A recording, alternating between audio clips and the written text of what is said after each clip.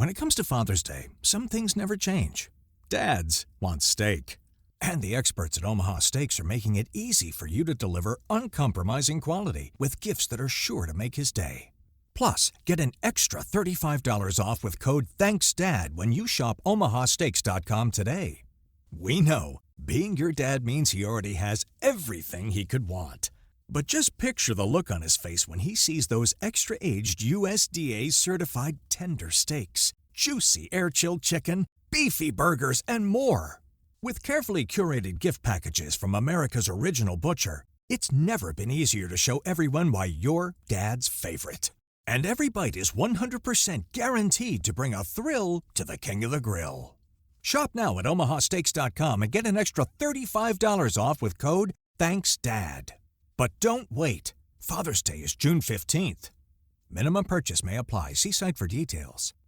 You're listening to The Murder in My Family, brought to you by AbJack Entertainment. Be sure to check out some of the other great true crime podcasts from this network, including Missing Persons, DNA ID, Scene of the Crime, Zodiac Speaking, Beyond Bizarre True Crime, Citizen Detective, and Campus Killings. All of these podcasts are available for you to binge on right now, wherever you listen to podcasts. Subscribe where you're listening to this podcast so you don't miss an episode.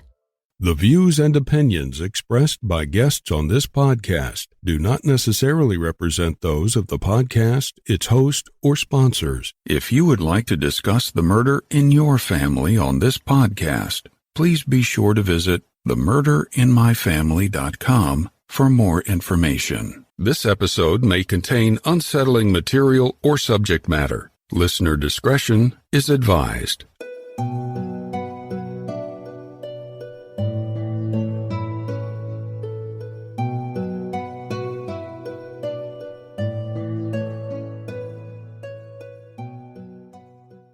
Welcome to The Murder in My Family. In today's episode, we learn about the tragic case of Zachariah Juwaun Shorty, a young man whose life was cut short by gun violence. Independent podcasts like this one depend on word of mouth to bring in new listeners. So if you find that you enjoy this show, please take a moment to rate and review it wherever you listen to your podcasts. And be sure to introduce a friend to the show and invite them to listen. With your help, The Murder in My Family can continue to grow and reach a new audience. To learn more about the show or the cases we discuss, please visit themurderinmyfamily.com. You can also find us on Twitter with the handle @MurderInMyFam or on Facebook at facebook.com/TMIMF podcast. If you'd like to support The Murder in My Family and get VIP access to things like ad-free listening, early preview episodes, and bonus content of not only this show, but every other podcast on the AbJack network of indie podcasts, consider subscribing to the show with an AbJack Insider subscription through Apple Podcasts for only $4.99 a month or $49.99 a year. You'll unlock a variety of listener benefits and you'll be supporting the show in the process. Your support is greatly appreciated, and thank you to all of our supporters that generously donate to help keep the show growing and improving.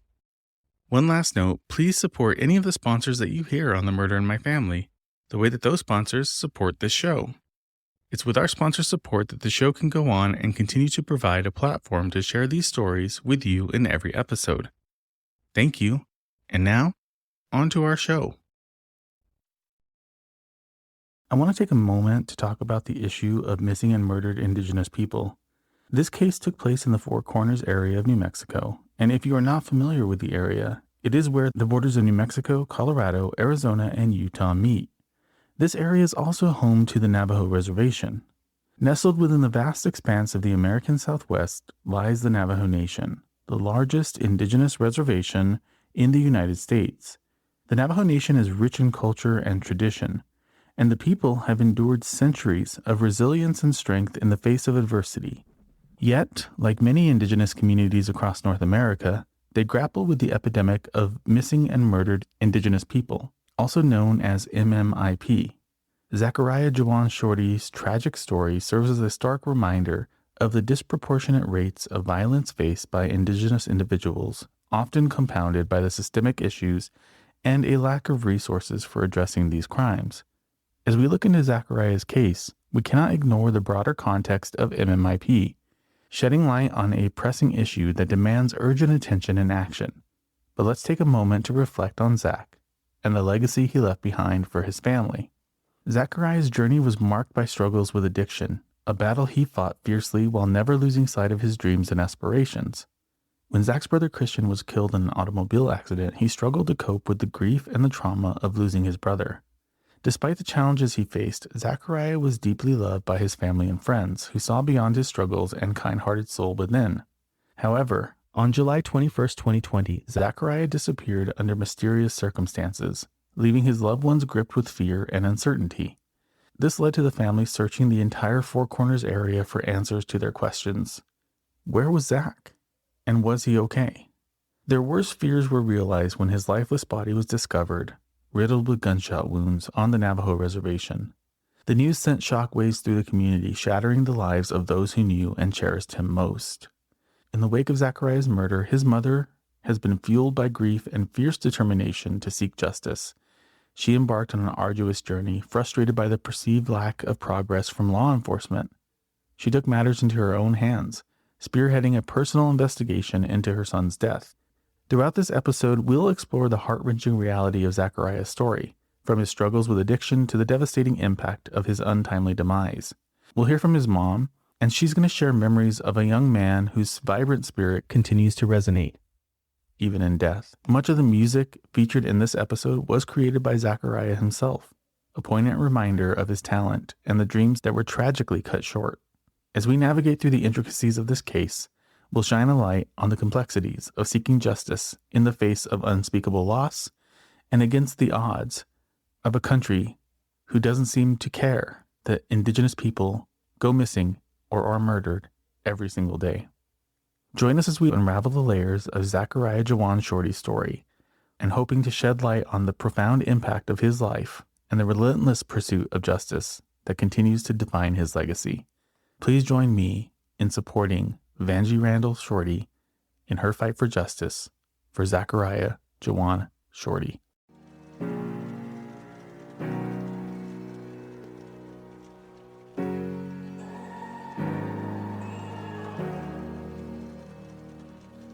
I don't mean to be impatient, but God, I'm tired of waiting. My days are getting better and drugs give me strength to face it. I don't mean to be impatient, but God, I'm tired of waiting. My days are getting better and drugs give me strength to face it. I'm losing my fucking patience, thinking when you'll ever take me. I wouldn't be surprised when I die, don't go to heaven. You could damn me to hell, just give my brother Chris my blessings and tell him that I'm sorry for everything I'm regretting. Can you do that for me? Cause every time I pray to you, it's like I got put on hold and you never return my message. You don't deserve my thanks because just look how I'm living. It's because of what you've done, I lost my hope in religion. If you'd have asked me, I wouldn't give you my forgiveness, cause he took my brother Christian. I stopped all that believing and seeking out for my teachings. I'm seeing nothing but demons that come and leaving the feeling of what I eagerly needed. Instead of being low green when my eyes felt like they were bleeding, cause all tears have different meanings to why and whatever reason. So fuck all that you've been thinking, and you could keep your box of things. I don't mean to be impatient, but God, I'm tired of waiting. My days are getting better and drugs give me strength to face it. I don't mean to be impatient, but God, I'm tired of waiting. My days are getting better and drugs give me strength to face it. When it comes to Father's Day, dads want steak. And the experts at Omaha Steaks are making it easy for you to deliver uncompromising quality with gifts that are sure to make his day. Plus, get an extra $35 off with code THANKSDAD when you shop at omahasteaks.com today. But don't wait. Father's Day is June 15th. Shop now at omahasteaks.com and get an extra $35 off with code THANKSDAD. Minimum purchase may apply. See site for details.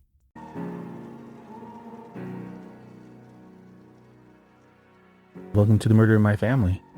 Thank you. Tell me a little bit about Zach. Tell me about Juwaun. Juwaun, he loved music. He loved tattooing. He loved his daughter. He loved his mom. He had a great sense of humor, willing to help. He was easy to talk to. Worked for his uncle for a little bit as a tire tech, also for Desert Mountain. He worked for Desert Mountain for a little bit as a tire tech. He enjoyed that job. He would time himself to see how fast he could change tires on the semis. As a kid, he was social. He loved sports. He also enjoyed playing chess. He was just a very fun person to be around, always laughed, joked around with his friends and family. It's nice when I'm in public and his friends come up to me and they're like, "Hey, you're Shorty's mom." And they share little stories about him, about what a kind person he was. And those moments make me cry, but it's also good to hear what a good person he was. He had a good relationship with his cousins, his grandparents, both maternal and paternal. He and my mom used to joke around a lot, and he was close with both, but he had a different relationship with them. So with his paternal side, it was more, he would joke around, but more clean jokes. My mom, on the other hand, he would greet her, "What's up, Grandma?" And she would, she was sarcastic with him in return. She would tell me, "I hope you're behaving yourself. Grandma can still kick your ass," she would tell him. And they would just make their little jokes. And he'd say, "I am, Grandma. I'm behaving myself." And so they had that little bond. His aunts, they loved him. And he was just a fun person all around. He loved his daughter very much, and she was his world. I had a very close relationship with him. I was that mom that did everything I could for him, and we were always together. If you follow my page, you will see from when he was an infant until now, and you could just see the connection between us. And his friends would come over, emphasize on that, about the bond that I shared with him. To them, they see me as that cool mom, but to him, he was like, "You don't know my mom." He knew every single day that I loved him because I would express that to him all the time. I remember you guys were talking about how everyone made fun of him because he was a mama's boy. Yes, with his drug addiction, his alcohol addiction, I was chasing off his friends all hours of the night. And so his friends, they began to know who I was and what type of mom I was. And so when I was going to work, most of his friends would stop by during that time or late at night when I'm sleeping. And if I wasn't home, he'd ask if they could come swing by to pick him up. And they would tease him and tell him, "You better get your diaper bag ready. Did your mom pack your stuff? Make sure you call your mom and let her know where you're at," things like that. And they would joke around with him in that sense. They knew the bond that we had, and he was a mama's boy. He had good friends in his life that also encouraged him and tried to get him away from the negative influences, away from the drugs, away from the alcohol. There was a friend who was willing to take him to Utah. And he was ready. He was ready to go. He was packed up and everything. And he even talked to me about it. And I was heartbroken over it, but didn't state that because I also wanted him to do better. And at the last minute, when the day that they were going to leave, he told his friend, I can't leave my mom." So he stayed. I was happy, but I was heartbroken too because I knew everything that he was battling. So let's talk about Christian and how that affected Zach. My oldest son, Christian, was 22, and he had a close relationship with Zach. And Christian was drinking and driving, and thank God nobody else was on the highway. He did have 2 passengers with him, and he wasn't wearing his seatbelt. I remember the day of the accident getting the phone call. We had just gotten home, and we rushed out of there. We went to the hospital thinking that's where Christian was because the phone call I had received was that the kids were in an accident. So as we were driving, I was getting calls left and right. And then just before arriving to San Juan Regional, I get a call that Christian didn't make it. And I just remember being so hysterical and screaming and yelling. And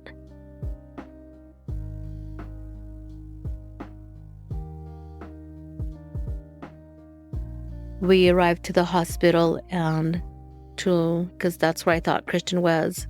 And I get inside and I remember asking, where's my son? Where's my son? Nobody knew. And then it clicked and dawned on me that he's still at the scene and they're investigating. We start driving toward Bloomfield. And along the way, we see just outside of Bloomfield, driving toward Albuquerque, past Lee Acres. We arrive upon the accident scene and to where Christian's crash site was. And I told him, stay in the truck. He didn't listen. He followed me, and I think that's what caused more trauma. He was just seeing his brother there. After Christian's death, that took a toll on Zach. Regardless of my past imperfection, I'm staring at my reflection, and I hate what I do see. If you're happy, then I'm happy, so goodbye, I guess then. I'll always love you, even though I'm no longer your best friend. And he became alcohol and drug dependent. At first, it was just the alcohol, and it was just more and more. I seek counseling for him. There was Christian's anniversary of his death or his birthday that would come up, and I became very in tune with Zach and his behavior, his mental health, and had to deal with suicide. And I was very in tune and aware of my surroundings, of his surroundings, looking out for little hints, in the songs that he made, because he would write them down. He would write his lyrics down.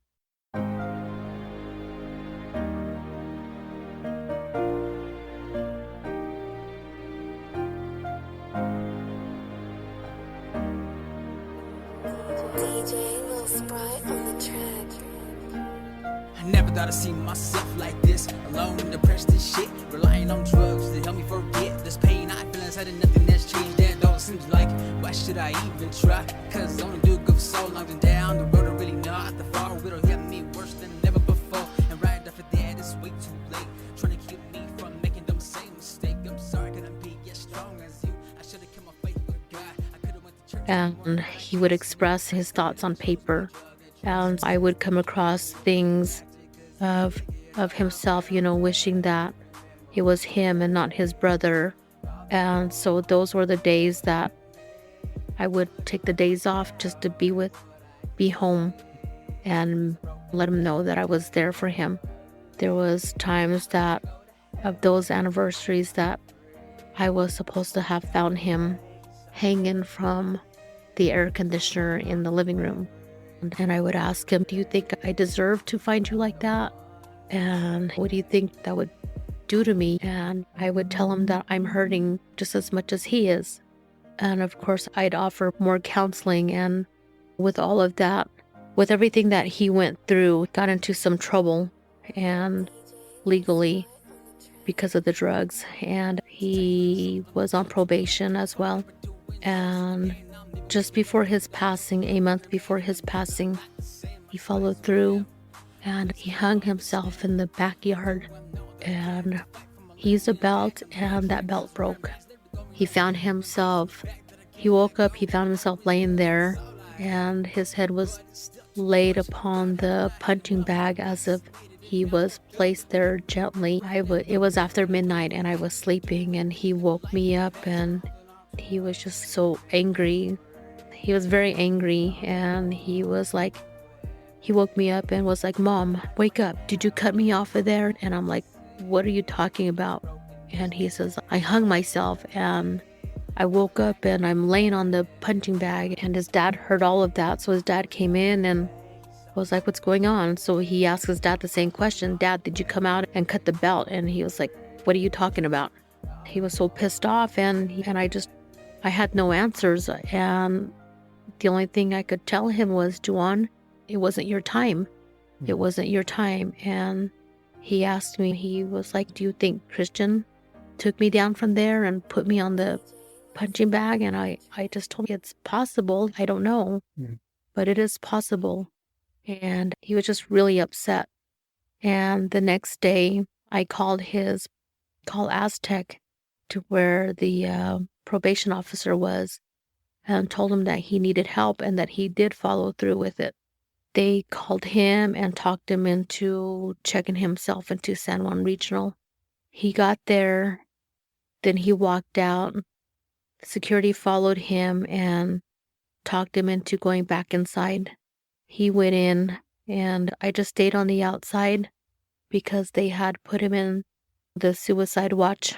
They admitted him and flew him to Albuquerque to where he would be watched and observe him. He was in Albuquerque for a week, and during that time, I kept him in contact with his probation officer, and I told him, I said, he's going to be released soon. Can we get an ankle monitor on him? Not the GPS, because yes, the GPS tells them where he's at, but it doesn't stop him from the drugs or the alcohol. And that's what I was pushing for. So the probation officer says, we can put a bracelet on him.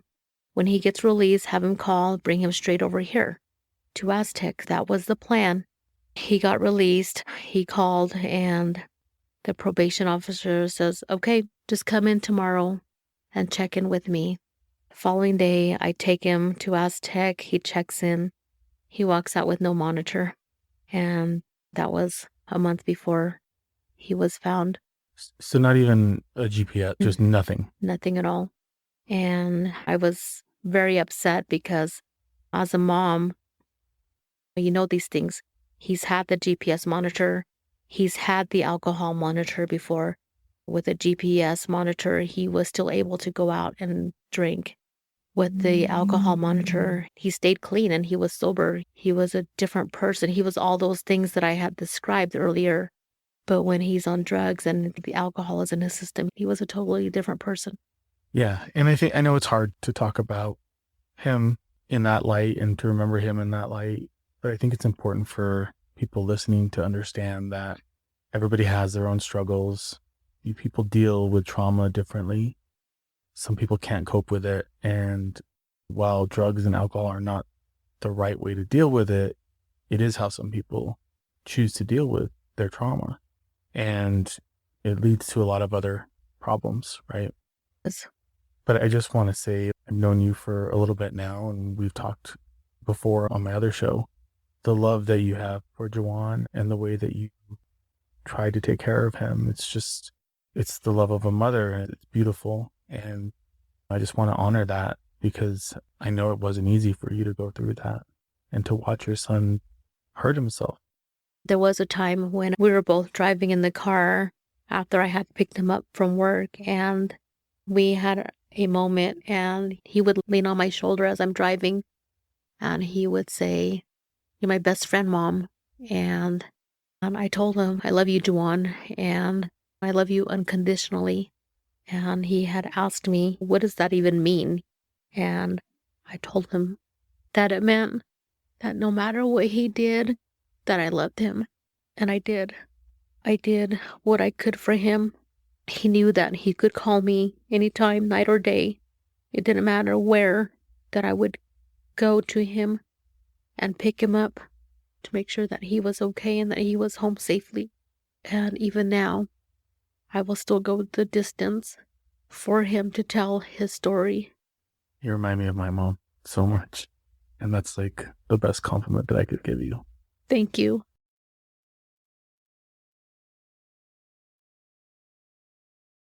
So I know that there's a little bit of a lead up into what happened the day that Zach was killed. But can you go into what happened and then how everything unfolded? Prior to that night of July 21st, Juwaun came home. At the time, he was working at Sonic, and he had mentioned wanting to make some music, do another song, because that's how he expressed himself with the loss of his brother. And he has his own YouTube channel where he goes under the name Isolated. So he wanted to make music. He gathered some friends together who would help him out. One of the guys that night that he was going to get with, he was having beef with prior years before that, and it just never went away. And so to interact with that person was shocking to me. And I was also worried because of Juwaun's history also with the drugs. It was always in my mind that I hope he's not getting set up. So prior to the 21st, Juwaun was asking me if he could make music at the house. And for me, I didn't have a problem with it, but his dad did. And his dad always made a big deal about his friends coming over. And Juwaun even offered, we won't even come inside. Can we just... When it comes to Father's Day, some things never change. Dads want steak. And the experts at Omaha Steaks are making it easy for you to deliver uncompromising quality with gifts that are sure to make his day. Plus, get an extra $35 off with code THANKSDAD when you shop omahasteaks.com today. We know, being your dad means he already has everything he could want. But just picture the look on his face when he sees those extra-aged USDA-certified tender steaks, juicy air-chilled chicken, beefy burgers, and more. With carefully curated gift packages from America's original butcher, it's never been easier to show everyone why you're dad's favorite. And every bite is 100% guaranteed to bring a thrill to the king of the grill. Shop now at omahasteaks.com and get an extra $35 off with code THANKSDAD. But don't wait. Father's Day is June 15th. Minimum purchase may apply. See site for details. Be on the back porch making music. And like I said, I had no problem with it, but his dad did. And so with that fact, Juwaun left and went to the Journey Inn where one of the guys got the room and paid for it and everything. And so they were there the first night, and I don't know how far they got, but Juwaun called me about 4 a.m. And so I woke his dad up and I said, I got to go get him. You want to come with me? We went in my car. We went to the Journey Inn and picked him up. He got in the car with a female friend, and I'll just call her Kay. But he got in with Kay, and we were driving back to Kirtland, and I was expecting to drop her off. And Juwaun wanted to bring her to the house, and I said no. Kay is a female that was there just for the drugs. She had easy access to the drugs, and she could get them for free. And being with Juwaun during those short times, she considered herself being in a relationship with him, which was very temporary. Like I said, Juwaun just used her for that. And so he asked her, can she come home with us? And I said, no. I said, no, she cannot come home with us. You guys argue when you're together, and I won't be home. I will be at work. So they were in the backseat talking about it, and I dropped them both off on Troy King. I think her side of the family, of the residents there. And so we went home, and I got a little bit of rest, and then I got up, got ready for work. His dad was in dialysis by that time. And Juwaun calls me and he says, Mom, where are you at? I said, I'm at home. I'm getting ready for work. And he says, can you pick me up? I said, okay, I can pick you up.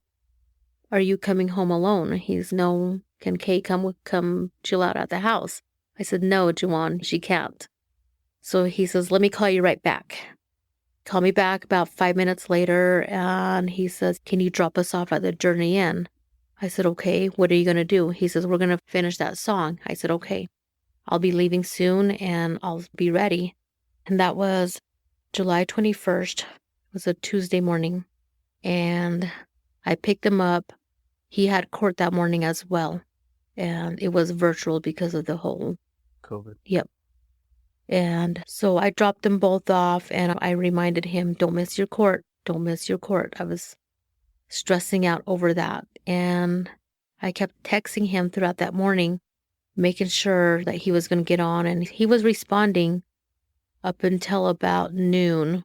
And then I was hearing from him less and less. And about 3 p.m., I get a phone call from a different number, and it was Juwaun. And he says, Mom, my battery died. Can you please bring me a charger? I immediately took it to him, which was about 5 minutes down the street. He was already intoxicated, and I gave him the charger, told him to be careful. I said I'd get off at 6 and I'll call you then to see if you're ready. So I made sure he went back into the room before I drove off, and he did. 6 o'clock came. I was getting off work, and I called him multiple times. He didn't answer. I drove by the journey and didn't see him out there. I went home. About 6:45, I get a phone call from him, and he's asking where I'm at, if I'm off work, and I said, yes, I'm home. And he stated that he was hungry. They were hungry. And he said, can you get us something to eat? I said, sure. So I left home and went up to Little Caesars. I was in line ordering the pizza. He called me again and he says, Mom, can you pick up Kay? And I'm like, what the hell? I thought she was with you. He says, no, she left earlier today. And I said, where is she at? And she was at the Economy Hotel across the KFC in Kirtland and Farmington. So I picked her up, and then we went to the Dollar Tree to get Sprite so that they have something with their pizza. We get back to the Journey Inn, and Juwaun is standing outside of his hotel room, and he's on the phone with the mother of his child. And Kay and I both get out, and Juwaun is talking to the mother of his child, and he says, I love you, and begging to work it out with her. And he's telling her, marry me or bury me. And so here's Kay assuming that she's in that relationship with him. And I see the look on her face, and she was looking at him like, what the fuck? I'm over here and you're on the phone with her. And so I see that look on her face, and knowing their history, and that's why I didn't want her at the house with him when I'm not home. But we give her the pizza, and he tells her, go inside, I'll be in there. She went inside the room, and I'm standing there with Juwaun and asking if he's okay. And he was like, Mom, can you please talk to her? I want to fix my relationship. And so I get on the phone and I tell the mother of his child, I'm here right now. I'm here. He's out of it. And so let me call you back when I'm done. I talk to Juwaun. I tell him, you know what to do to fix your relationship. You need to sober up, or you need to fix yourself. And I said, I brought pizza. Get yourself something to eat. I asked him, are you ready to come home? He says, no, let me finish up. And I told him, okay, be careful. Let me know when you need to be picked up. Gave him a hug, told him I love him. And that was the last time I seen him. And I get a phone call that night, about 11:30ish, from Kay through Facebook Messenger. And she says, Zach stepped out and didn't come back in. And I said, where is he? Can you go out and look for him and call me right back? And I hang up and I call his phone, and she picks it up. She answers the phone. And I'm like, why do you have his phone? And she says, it kept falling out of his pocket. Juwaun's pockets are deep, and it would be hard for that to fall out of his pants pocket. I was already waking up his dad and going out the door. We took separate vehicles, and I told his dad, Juwaun didn't get back in the room. I don't know where he's at. And we start driving up, and she called me back. She's, I can't find him. I said, stay where you're at. I'm going to pick you up, because she's, one of the last people to see him. So I pick her up. We're driving around up and down Apache Street, going through the neighborhood, and we don't see him anywhere. And she's on her personal phone. She gives me Juwaun's phone, and we start walking along the park there, Brookhaven Park, and I'm yelling for Juwaun, and it was about 2 a.m, and I'm driving back and forth from the journey to home in Kirtland, just multiple times in case he's home or in case he's walking along the highway. And his dad's doing the same thing. And I get home about 5 a.m. and his dad said he would continue looking. He stayed out throughout the day, the rest of the day, while I stayed home waiting and waiting. And Tuesday night comes and we take turns. So his dad stayed home, and Kay and I go throughout the night again. And by the end, I had already reached out to family. Hey, have you seen Juwaun? I haven't heard from him. They're looking out, trying to make contact with him. And Wednesday comes, same thing. We rotate.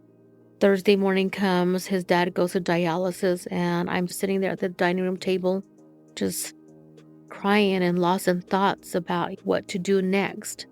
And I called dispatch, and they connected me with Farmington PD, and I had to do a missing persons report. I remember giving them the information of what he was last wearing, describing the tattoos he had, scars. They wanted to know who his dentist was, the color of his eyes, his hair. And I'm just thinking and asking, why are you asking me these things? I stayed home all day, and they called me and said that they had their flyers ready. I went to go pick them up, and I got several copies, and the first place I went was the Journey Inn, and I went knocking from door to door, giving everybody a flyer and asking if they had seen him. Several people said yes, they seen him, but they didn't know where he went. When I got to the side where his room was, there was a guy 2 doors down that acted very suspicious, and just his whole demeanor was off. I left, I went home, gave out the flyers to the rest of my family so they could make copies. By Thursday night, we started planning for a search party. Friday morning, we met at the Y by the ice place, and several people came out to help me look for Juwaun. And we covered from the Journey Inn all the way down to Apache into Kirtland. We were looking just everywhere, and I had family even drive out to Durango, Cortez, and put flyers up out there to Shiprock. And one family member asked me, are we looking for Zach or are we looking for a body? God, that hit me, and I'm like, it made me think, and I'm like, we're looking for Zach. I kept my hopes up. We're looking for Zach. And he says, okay, then why are we looking in these places? Which was through terrain and the bushes. We didn't have any luck on Friday. We ended the search that evening. Saturday, we continued looking. We went up in 36, up in those areas, up on Bistai, along the highway. His dad got some of his friends together who had the off-road vehicles that they could use. So they went searching around Chokecherry Canyon. Then we get a phone call by another female that was in the room with Juwaun that night. He went missing. And she says that she had heard Zach was gone. And I'm like, no, he's not. She says, yeah, that's what I was told. And I'm in denial. And we continue searching. And then my messenger starts going off, and it's Kay. And she is claiming that she's being held hostage by some people, and they're threatening to hurt her because of Juwaun. And she says, can you come help me? Help me, please. I didn't want to be set up either. And my family were there, and we contacted the Farmington PD, and we give them the information. I show them my messenger. She even shared her location. We wait for the officer down the street from the location in Farmington, and he drives down the street, and she's walking with another female friend, and she's fine. He stops them, and he says, I thought you were in danger. And she says, no, I'm okay. So I think back now, I don't know if that was them trying to set me up. The officer checks their ID. He ends up taking Kay's female friend in because she had a warrant, and her boyfriend is very upset because she's getting arrested, and he's taking pictures of our license plates and everything and our vehicles. His name came up multiple times as well during the time that I was seeking answers. But so that happened on Saturday, and Sunday I took a break. I was exhausted, but his dad continued looking around and trying to find him. We also on Sunday, word of mouth that there was a body that was found And some were saying that it was Juwaun, but I'm like, no. And Monday comes again, and I'm being told that there is a body at San Juan Regional and was taken to OMI here in Albuquerque. It was late in the afternoon. I tried calling Farmington PD to see what was going on. Nobody answered, and I drove to Farmington. The police station was closed, so I was going around knocking on doors trying to find somebody to talk to. And I also called OMI and asked them if they had a body from Farmington. And I described the clothing that Zach was last wearing. I described his tattoos. And she says, yes, I do have a body here that fits that description, but I cannot confirm until I run his fingerprints. And by then I'm like so confused and not knowing what to think. And finally somebody from the Farmington PD opens the door for us, and I give him the same information, and he says, just wait up in the front, let me find out what's going on. I'm waiting in the parking lot with Zach's dad, and he's off to the side puking. I think just everything just got to him. I'm trying to calm him down, and we attracted a little bit of attention. Somebody from one of the firefighters from the Navajo Nation PD approached us and was asking if I was okay. I said no, and I told him what happened, and he walked off. He says, let me find out, let me get some answers. He walked off to the very far corner of the parking lot, and I knew he knew. And he says, Hita, come in tomorrow morning so that you can talk to the investigator. And I said, okay, and he wouldn't give me no answers. He says, go home, get some rest. We went home, and it was just silence. The home was quiet.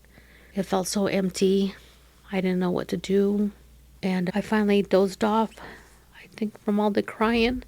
And about midnight, my phone starts to go off, and I'm getting text messages and phone calls from some random number. And this guy is texting, telling me that he has my son and that he wants ransom money for him. And then my hopes go up, and I'm like, I wake up. His dad was in the room at the time, and he was up in my face. His dad is the one who actually woke me up. He was in my face and blaming me for Zach and just being very hateful and telling me that it was my fault. And during that time, my phone went off, and I'm like, stop. And I read him the messages, and it was the ransom text message. Confusion is, I could see it on his face and mine. And then I told him, I said, we can't go to the police because that's what it said. I said, what do we do? So we started driving around Kirtland looking for an officer. I didn't want to call emergency because you can download the apps, and I didn't want to alarm anybody. So we came across an officer, talked to him. I showed him the messages. He sent us to Farmington to talk to an officer there. And I showed, the officer the messages and everything. And again, he says, come back in the morning. So when I think back to it now, they knew. Mm-hmm. And I went back Tuesday morning with my family and went upstairs. They questioned one other family member because he's the one who gave me the information to contact OMI. They questioned him, and then I was next. I remember sitting at the end of the table, and my phone is going off, and it's the person who's wanting money. And I was like, do you want me to answer it? And they said, no, just leave it. And I told them what I knew. I gave them the information from the last time I seen Juwaun. And they asked if they could have my phone. I gave them my phone, and they kept it all day. And by 5 o'clock that evening, they came to my home. I invited them inside. We sat down at the table. Zach's dad was sitting across me, and that's when they had confirmed that it was Zach. They had found Zach. They gave me a pamphlet for the victim's advocate and said that if I had any questions, just to make contact. I didn't look at the pamphlet right away, but I did ask them where they found him, asked them how. And they said, I'm sorry, we can't share that information. And not to say nothing. And so I was like very lost. I didn't know what that meant. And so at that time, I had no clue as to how Juwaun passed, anything, what had happened. We started planning his funeral. Actually, that night, we stayed in. We didn't tell anybody. We didn't reach out to family because I didn't know what that meant of not to say nothing. And they just said it's still under investigation, is what we were told. And so we went through the night without informing any family until the next day. Then I told his dad, I was like, we have to tell somebody.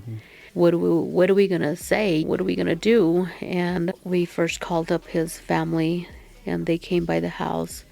We told them that Zach was gone.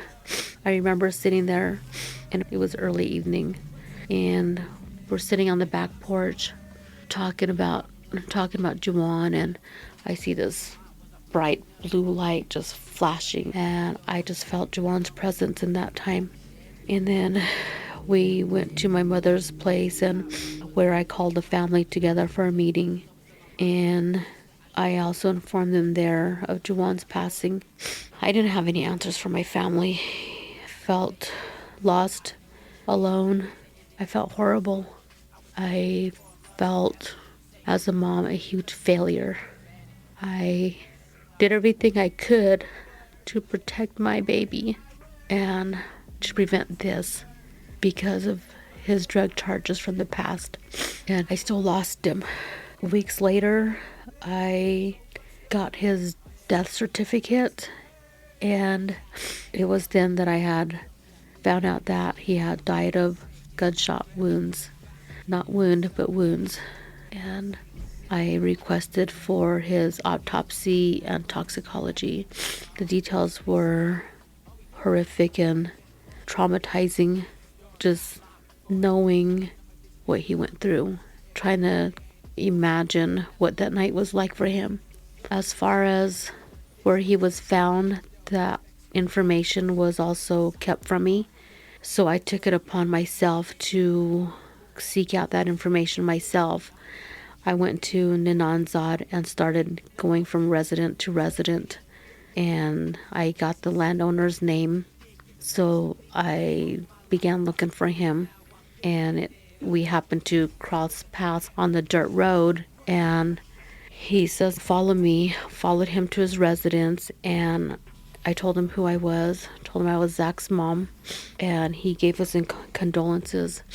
He said that his daughter had found Juwaun as she was running, and he took me down to his field and showed me where they had found him.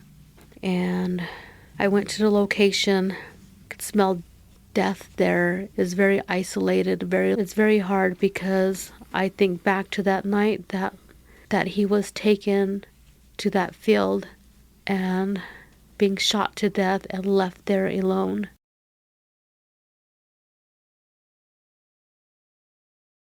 So where he was found, that field where he was found, where is that in relation to Farmington?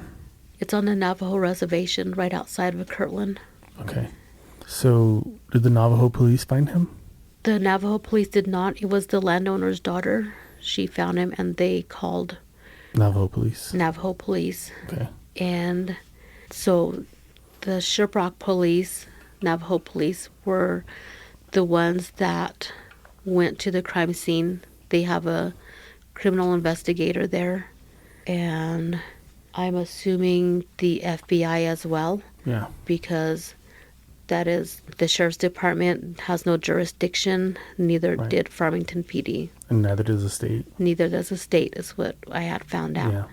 It has to be federal. That's the only, yeah. Okay. I couldn't sleep for weeks, just knowing that he was out there alone. And after that, I remained quiet. I didn't know where to go, what to do. I had no idea. And about October, my mindset started to turn around and I wanted answers. I remember crying a lot, being angry, and I think the anger part of it started to take over and just demanding answers, and I was like, where do I go from here? And I remember coming here to Albuquerque. It was actually my mom. She watches news all the time, and she had mentioned Nicole Chavez and her son, being taken from gun violence. So she said that there was going to be a memorial here in Albuquerque called Robbed. So I came here to Albuquerque, took part of that event, and that's where I started to get Juwaun's name out. And it was the Bernalillo sheriff then, Manny Gonzalez. So I met him, and he was very helpful. Said he would try to reach out to Navajo Nation and, try to help me on the case. And during the time, there was this FBI group that was coming through, and they had solved a lot of cases. But I was trying to get them to come to Farmington. Hey, these guys are in Albuquerque. Why can't you get them to come down here? There's a lot of unsolved cases, but nobody was listening. But after Robbed, I started to get more involved, and I came back out here for another event with the New Mexico Crusaders for Justice. They're fighting, because of all the gun violence. Many of their children, their family members were taken by gun violence. Juwaun was. I became part of them, and then the third event was one for MMIW, and that was the first time I had heard of them. They were doing a rally around the Pueblo Culture Center. So I took part of that and marched with them, and that's where my journey began for Juwaun and getting his story out there and fighting for justice. Yeah. I'm glad that you hooked up with the Crusaders. They're just amazing advocates. They are. And I love what they're doing just to raise awareness in the state. It's incredible. You ready to talk a little bit about the investigation? As far as the investigation, I started making contact with the FBI agent. I tried making contact to the criminal investigator with the Navajo Nation, and there was no communication there whatsoever. The FBI agent, she was responsive, but I felt like I was just getting the same answers, that Juwaun knew a lot of people and that they would have to find a reason to bring a person in to question them. And in my mind, I'm like, Juwaun's death is a reason to bring somebody in to question them. There were 4 people in that room with him that night. There was two males and 2 females. Out of the 4, I brought both females in. I took both females in for questioning. I dropped them off there, and that shouldn't have been my job. I called my FBI agent and said, hey, I have Kay here at my house. She was a witness. She was there with Juwaun that night. Do you need her for questioning? Oh yeah, can you bring her in? I didn't know what to think about that. I was pissed off. I wanted nothing to do with her, and she's kneeling down on her knees outside my yard. I'm like, stay over there, I'm like, I don't want to talk to you right now. And so she's kneeling down outside my yard, begging for mercy, asking for forgiveness. I'm sorry. And I'm just like, fuck you. Just stay there. Don't come close to me. And in the end, I had to put her in my car, drive her to the Farmington police station, and dropped her off there so that she could be interviewed.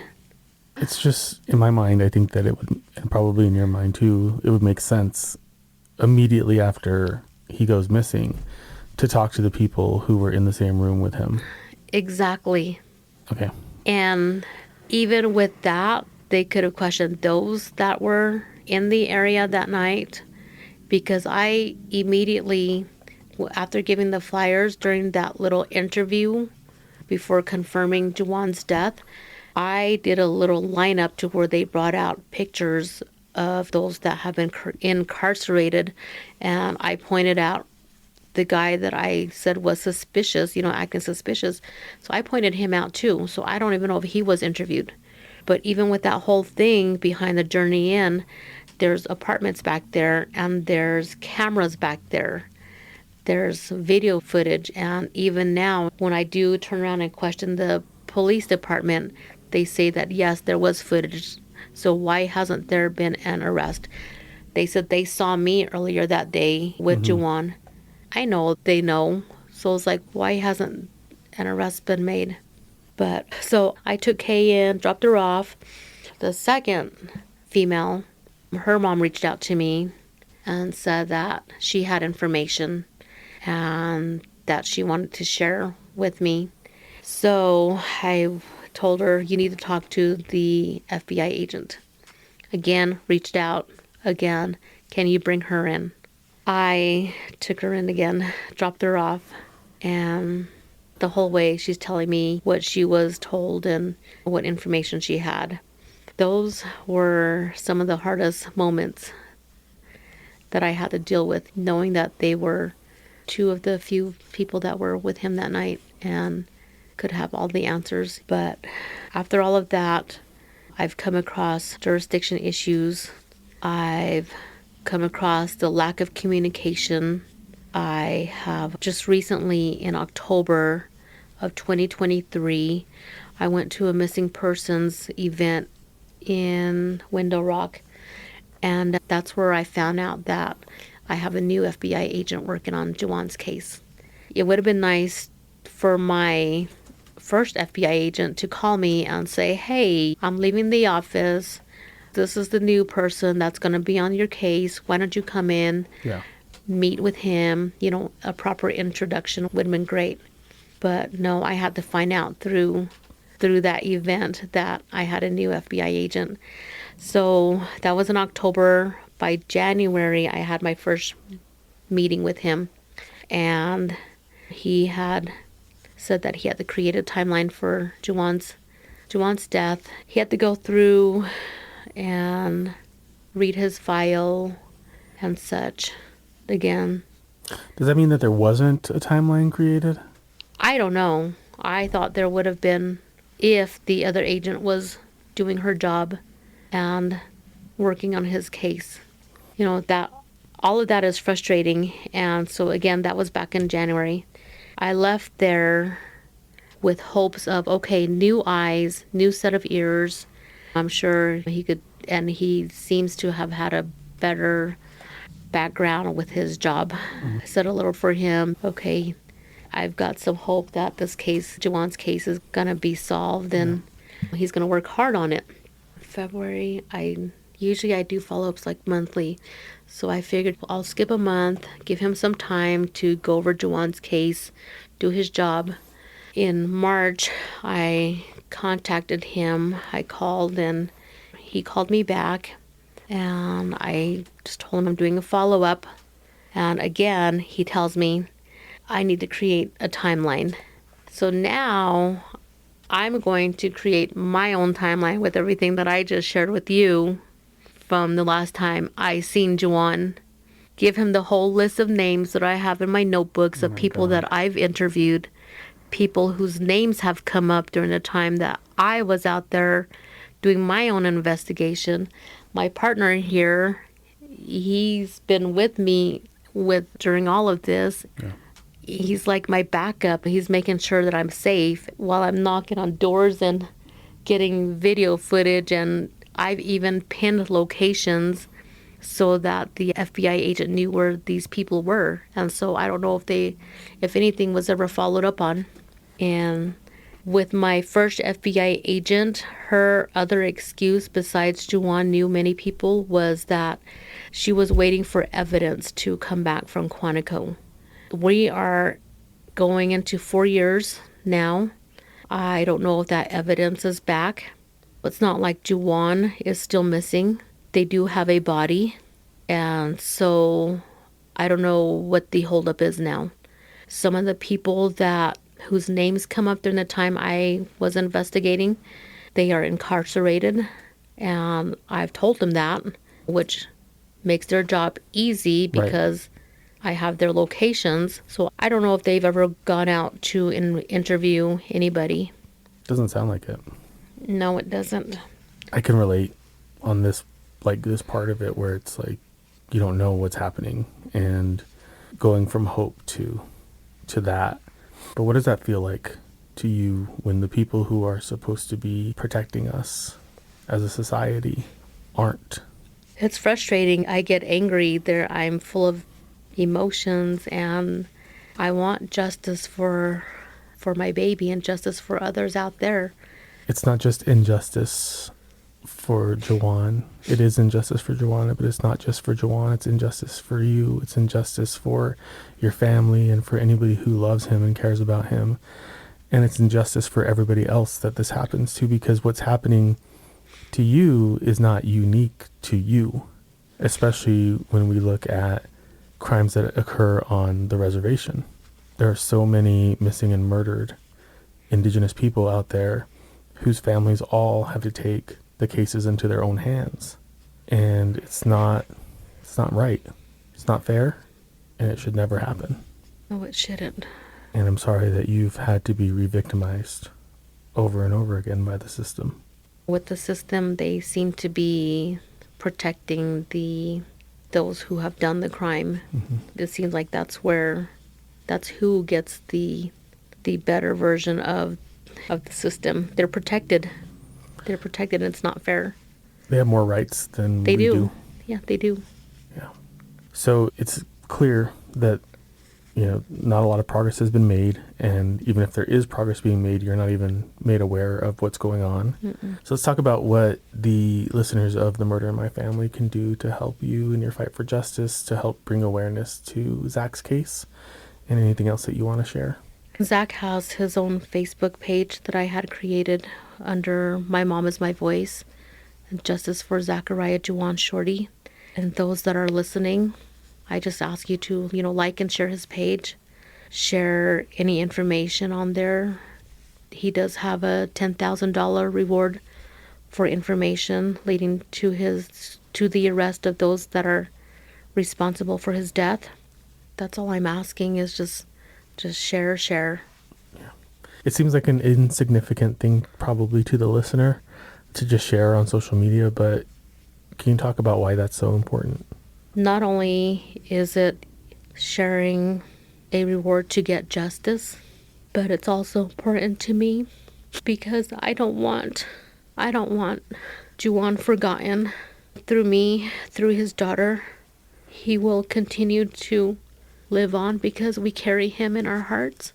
I want his story shared so others don't go through what we've gone through.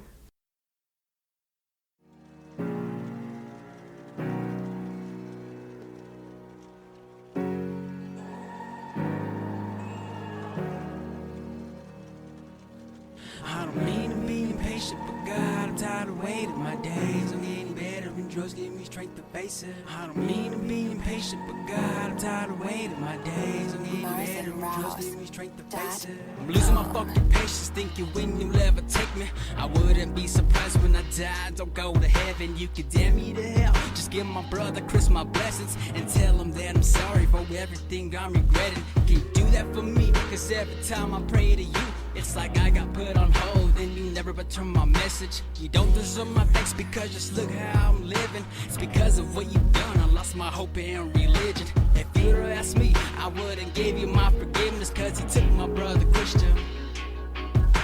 I stopped all that believing and seeking out for more teachings. I'm seeing nothing but demons that come and leaving the feeling of what I eagerly needed. Instead of being low green when my eyes felt like they were bleeding. Cause all tears have different meanings to why and whatever reason. So fuck all that you've been thinking and you could keep a box of dreams.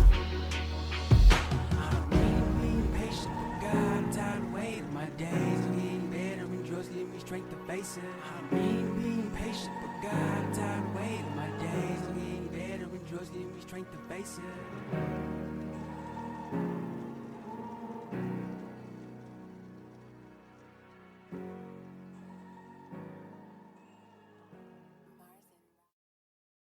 Thank you once again for joining me for this episode of The Murder in My Family. We'll be back here soon with an all-new episode of The Murder in My Family, and I hope that you'll join me for it.